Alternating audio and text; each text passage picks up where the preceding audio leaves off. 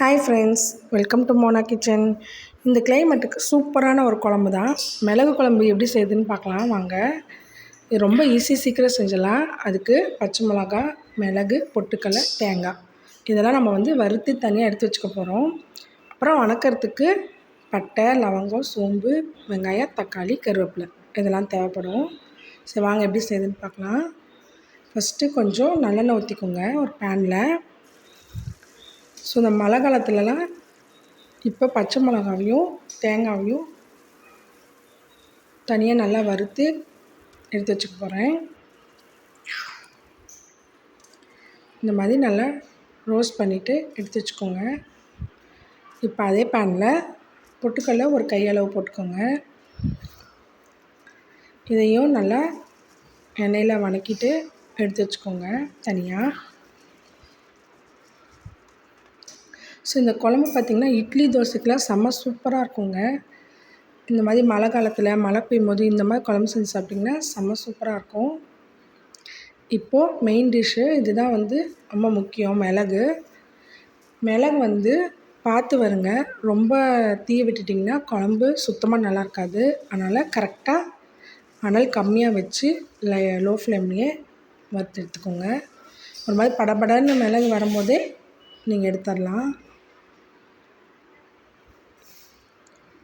கொஞ்சமாக எண்ணெய் விட்டு நல்லா இந்த மாதிரி வறுத்து எடுத்து வச்சுக்கோங்க. இப்போ இந்த மூணையும் நீங்கள் பேஸ்டாட்டம் மிக்சியில் போட்டு தண்ணி ஊற்றி அரைச்சி எடுத்து வச்சுக்கலாம்.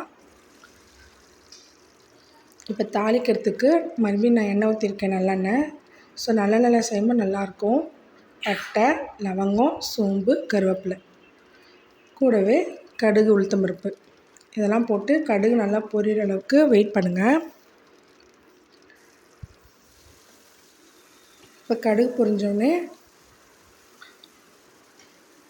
நம்ம பூண்டு ஒரு 2-3 பல் பூண்டு, அப்புறம் பெரிய வெங்காயம் இந்த மாதிரி நீல வாக்கில் கட் பண்ணி வச்சுருக்கேன். அந்த பெரிய வெங்காயத்தையும் ஆட் பண்ணிக்கோங்க.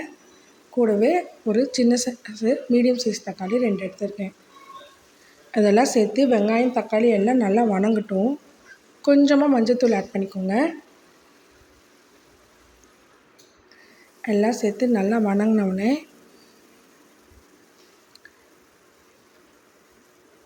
தக்காளி வெங்காயம் நல்லா வதங்கட்டும்.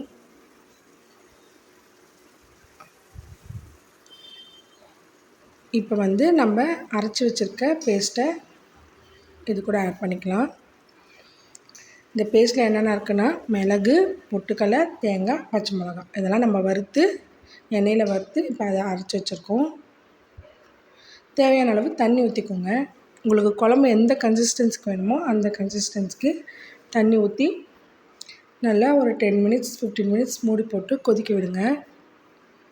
ஸோ அவ்வளோதான் மிளகு குழம்பு. ரொம்ப ஈஸி, சீக்கிரமாக செஞ்சிடலாம். டேஸ்ட்டும் சூப்பராக இருக்கும்.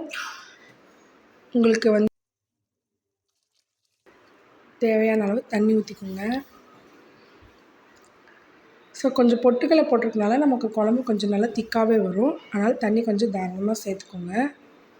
சேர்த்துட்டு தேவையான அளவு உப்பு பார்த்துட்டு சேர்த்துக்கோங்க.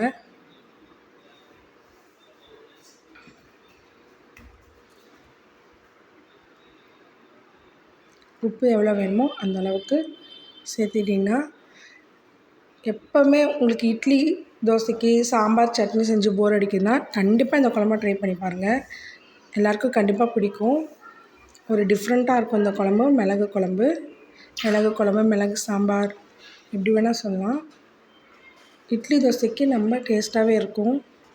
நல்லா காரசாரமாக, காரம் இன்னும் வேணும்னா நீங்கள் ஆட் பண்ணிக்கலாம் பச்சை மிளகாலாம். பாருங்கள், இப்போ ஒரு 15 மினிட்ஸ் நல்லா கொதிச்சிருச்சு.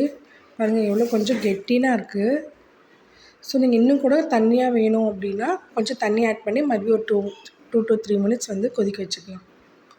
அவ்வளோதாங்க, நம்ம மிளகு குழம்பு சூப்பராக ரெடி ஆகிடுச்சு. ஸோ ரொம்ப கெட்டியாக இருக்கனால நான் இன்னும் கொஞ்சம் தண்ணி ஆட் பண்ணிக்கிறேன். தண்ணி ஆட் பண்ணி ஒரு 2 to 3 மினிட்ஸ் கொதிக்க விட்டோம்னா நம்மளோட மிளகு குழம்பு ரெடி ஆகிடுச்சு. மறக்காமல் வீட்டில் இதை ட்ரை பண்ணிவிட்டு டேஸ்ட் எப்படி இருந்துச்சுன்னு எனக்கு கமெண்டில் ஷேர் பண்ணுங்கள். ஸோ கோல்டு பிடிச்சிருக்கு அந்த மாதிரி பிரச்சனை இருந்தால் கூட இந்த குழம்பு வச்சு சாப்பிட்டோன்னா நம்ம த்ரோட்டுக்கு நல்லா சூப்பராகவே இருக்கும். இந்த மாதிரி சுட சுட இட்லி வச்சு பாருங்கள் எப்படி சூடாக இருக்குது இட்லின்ட்டு. இதோட அந்த குழம்ப நீங்கள் ஊற்றி சாப்பிட்டிங்கன்னா ஒரு இட்லி சேர்த்து தாங்க சாப்பிடுவீங்க. இந்த வீடியோ கண்டிப்பாக உங்களுக்கு பிடிக்கும்னு நான் நினைக்கிறேன். இந்த வீடியோ பிடிச்சிருந்தா மறக்காமல் லைக் பண்ணுங்கள், ஷேர் பண்ணுங்கள். நம்ம